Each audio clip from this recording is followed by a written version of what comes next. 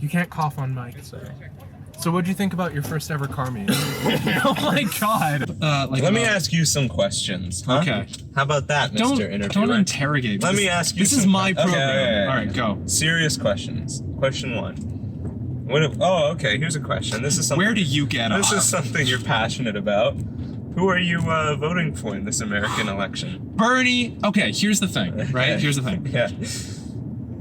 Donald Trump. Donald Trump. One of the greatest men to ever live. Well, I'm not saying he's the greatest, but I think we can both agree that he's one is of the a greatest. racist, a sexist, a xenophobe, and the one of the greatest leaders this country has ever had. The 1%? Really, you're into the 1%? No, you shouldn't be. Trump's a bad man who so far, rips babies out so of the the next question is, how was your day? Keeping on politics. Of course. Abortion. Okay. Should we have more of it? I think a woman's body is her choice, and that wasn't my question. What? Should we have more? Oh. That's actually a little more philosophical than you think. Should we have more abortions? You and I? No. Oh. I'd say yes in general. Because a lot of people don't have the ability to. And title this video. No. More abortions. I'm just saying that there are people out Neal there Chauhan who don't thinks there should be more abortions. Who don't have access to this and don't have access to abortions? Correct. Who? Aliens? Texas.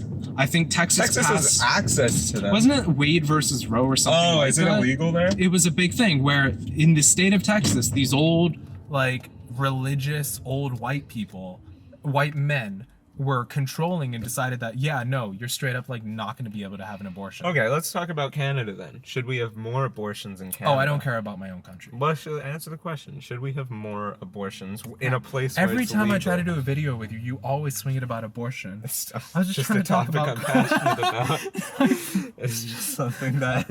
Even in your job interviews, you just swing it towards that. It's horrible. I think we should have more abortions. That's my opinion. Why? Because I think there's a lot of religious people who mess up their lives because they think that their baby is magical. But it's not magical when it's just born. It's just a little sack of dough. And backpack? It's French. Oh wow. No, but yeah. So we should Sorry, pause. Do you think French people call backpack sack of dough because they transported dough because they're French? It is sack of dough, huh? Yeah. Yeah. Neal Chauhan loves abortion and hates the French. Loves abortion. Hates the French. Yeah, no. This is character assassination. Hey, next question. When you were, if you eventually have children, would you tell them Santa's real? That's a tough question. Would you raise them Hindu? I wouldn't raise them Hindu. What would you raise them? Atheist. But in terms of Santa's... What if your kid comes up to you and tells you, hey, I'm a straight up Buddhist? Abortion. Oh my god! I get that. I use my quota. It's too late. No, never too late. You're 10. If he's Buddhist, Buddhist is great. If he wants to be Buddhist, he can be Buddhist. I think it's just so weird because if we were raised from birth with very religious parents, I think to this day we would... No, not me. But if you were raised with that, you wouldn't have the mentality you do now. I was deeply religious as a kid. Were you? Every time I had a test, I would pray for 20 minutes. No, you did. Wow. Of course. I didn't know that. I would do Om Bu. I was told to draw an Om symbol on the top right hand side. I never did the Om symbol, but I would put my hands together and I would say Om Bu Blaswa. Wow.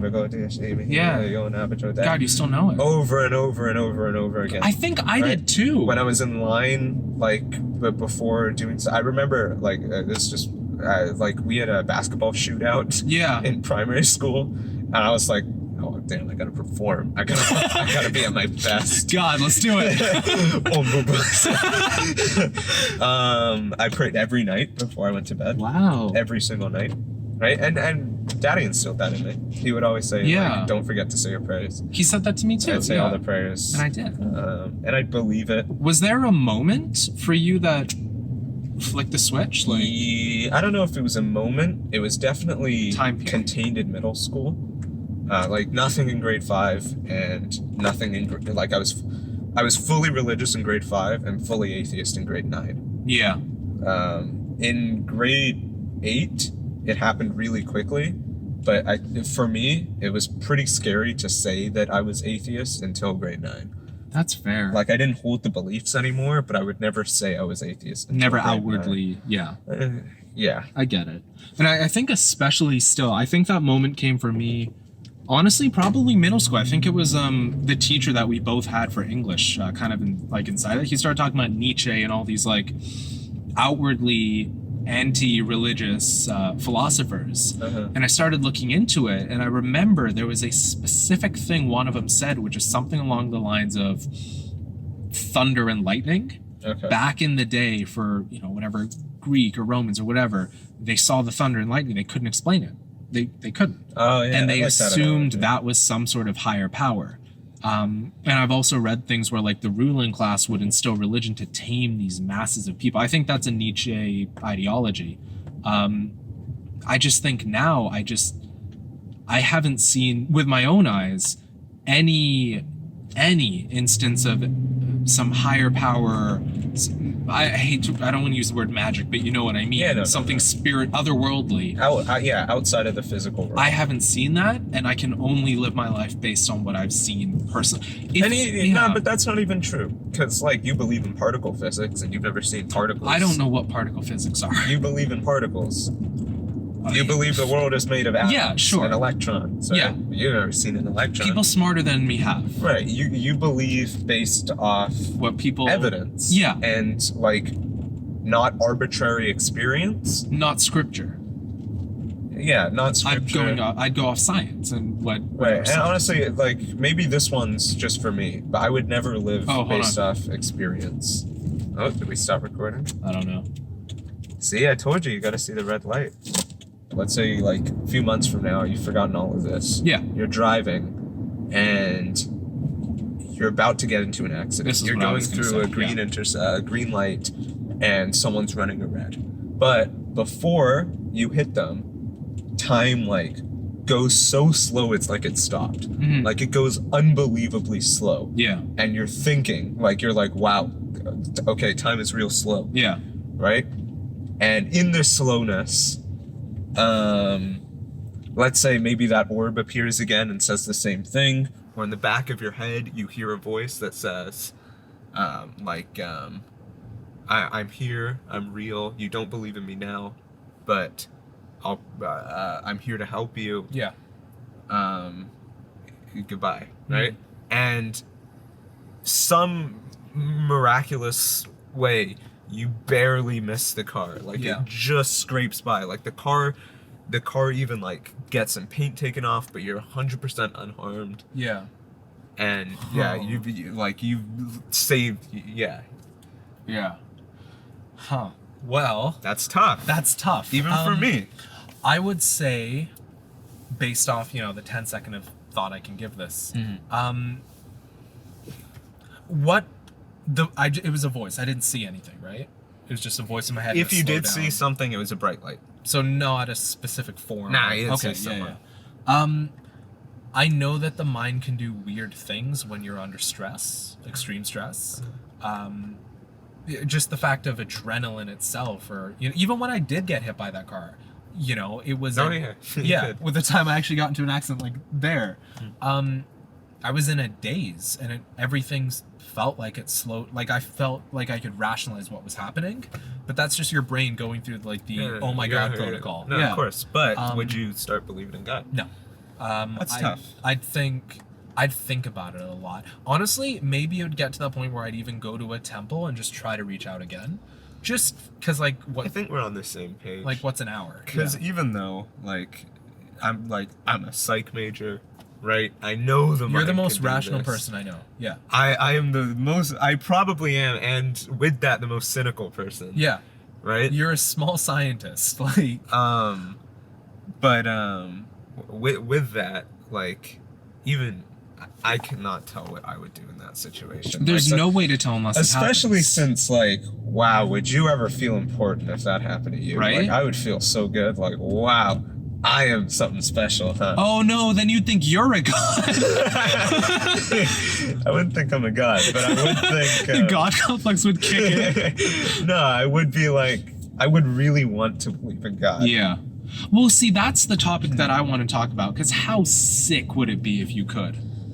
Life would be so much better. I am so envious of my friends who can and do believe in God, because life was way you better. have a backup at all times. So like the strongest power on earth. You don't remember believing in God when you were a kid? I remember doing. It's been so long, but I remember doing the prayers. I remember doing all that. But you stuff. don't remember like reaching out for him for help when you needed it? Never. See, I do. So I know, like, you're right. It was way better. Yeah. Right? If I got a bad test grade, it's a backup. I didn't have to just stress and be like, rationalize, which is never an amazing way of coping. No. It helps, but it's just like, being hyper-rational doesn't really make you less anxious. One of the things that I hate when people talk about religion and God specifically... Let's park. I'm tired of driving. Okay. Is the... Car parks. Okay. Is the idea that everything is meant to happen for a reason disgusts me. We've had people that we know die, like our age. Oh, yeah. And that... Oh, yeah. Yeah. And we were at the funeral, and people said... that did not happen for a reason.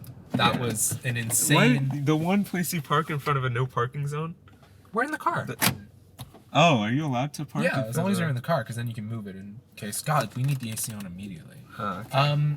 Yeah, no, I think... Yeah, no, that's terrible. That is such a bad thing to say. That's a sick mentality. Oh, wait. What are we saying? I'm just talking about how rationalizing is a bad way of making yourself feel better. That probably is a good way of making yourself feel better. Yeah. It's grossly in how it's wrong. It's unhealthy. And untrue. Yeah. Is it unhealthy? It's untrue, but that doesn't mean it's unhealthy. It's just really wrong. Like, wrong as in not correct. Yeah. It might be, like, fine to say. Is it a coping mechanism? It obviously helps. Yeah, like, it helps cope. Yeah, I guess it's fine. I think it's the ultimate coping mechanism, because literally no, like, whatever happens, it's okay, it's supposed to happen. Yeah. That never made sense to me. Does that make people feel better? I don't ever remember thinking that. Yeah, I feel like it would. Because if something horrible happens, they're like, it's okay, things will get better, this is my path. And I get it. Kanye said something once, and I know that's not a good way to start a sentence, but Kanye he was my spiritual thought leader. Yeah, I thought you were going to say my spiritual animal. He was at a concert, and he said something when it came to like DRM rights or something for music. Everyone on earth is going to be dead in 100 years. Just give the kids the music. Oh, and it was such an interesting... That's a nice thing. It was a profound thing when he said it. Because like in 100, 150 years, every single person on this planet will be recycled to a new one. Wow, that is pretty profound from Kanye. Yeah, that's from insane. Anyone. That's profound. The other thing he said was, I hate when I'm on a plane and they give me a water bottle, because now I'm like, great, now I got to be responsible for this water bottle the whole time. Well, that's a really profound I teared thing up too. Yeah, no, but just that idea where nothing matters, where literally anything you do from 1,000 light years away, it's still Earth. They can't see that. But at the same time, this is nice to you though. Yes. This isn't like it's dangerous comforting. And bad. And it's comforting because since nothing matters, and follow me here, everything matters. No, I get that. Because it matters to me now, and like, I find comfort in that. I think it's like humans are like this little cool little species, and we're just supposed to like be outside and like have family and friends and be happy, and like, I don't know, things take a lot more meaning when they're theoretically meaningless, when you affix your own meaning onto them, if that makes sense. No, I get it. I think that's the definition of existentialism, which is meaning is fundamentally created by humans, right? The other school of thought is phenomenology. What's that? Which is the idea that meaning is not created by humans. Meaning is fundamental to things, right? Like the fact that your kid's life matters is not there because you're a human and you think it matters. The kid's life fundamentally matters, and it's a human's job to understand what matters. Now, had a hard time wrapping my head around that. Yeah. That's what Jordan Peterson believes. Okay. Friend Saying that, yeah. friend of the show, Jordan Peterson. He's on next week. I bumped him for you. Yeah. He does come from a deeply religious background. He does believe in God. I don't know much about. He's Christian. Does he? Yeah. Is he? When he's asked in interviews, "Do you believe in God?" his answer is, "Does it really matter what my answer to this question you're is?" You're gonna be him when you're older. No. You're gonna have a I would say no. Like... That's such a cop out because he knows how much hate he gets from all his atheist fans. That's funny. But yeah. So it's hard for me to wrap my head around that one. Existentialism, which is kind of what you say. Yeah. I get a little more. Nihilism, just that nothing matters. Because it doesn't. Kind of resonates the most with me, just because it's like, because the idea of mattering, something matters more than something else, right? Is solely like, it's like. Are you looking at this from like an atomic level, where like literally anything you do, it's just one atom bumping into another in a way? Or are you looking at it from a different angle? Yes and no, in the sense that I guess, but also who cares if, even on the small scale, if one one argument a lot of people use is like, oh, nothing matters because in the whole universe, we're just so insignificant. Sure. But I'm not saying that. I'm saying even like huge scale mass universal events like the Big Bang, that doesn't really matter. Yeah. Matter is like purely prescribed by human beings, and because of that it's arbitrary, and anything arbitrary is not. That's something I've literally never thought about. When I picture if something matters on planet Earth, I picture it from like the perspective of the sun, and you see like a small little thing, and like you can set a forest on fire and maybe like a pixel becomes red. I never. But then imagine 1,000 light years before that, and now the sun's become that. When you break everything down to like its most logical thing, right? It's pretty easy to get rid of the God that will listen to your prayers, right? Sure. Because it just doesn't make sense. But now it's real tough to somehow like turn, like, how did something come out of nothing in a logical sense? Yeah. Now, I'm going to give you a potential explanation that my friend came up with. He's the smartest person I've ever met and will ever meet. His name is Justin. Yeah, you talk about him. And it's kind of... Wait, is he the one you explore abandoned construction sites with? No, that's Rick. Okay. So Justin. Yeah, it's a little hard to follow. It kind of has a mathematical backing. Okay. But let me restart the camera then so we don't run out of film. His idea for how something, the Big Bang or whatever created something out of nothing, is firstly the idea that the universe is infinite. I'll explain it like this, okay? Imagine a... You can say Minecraft? Cartesian plane.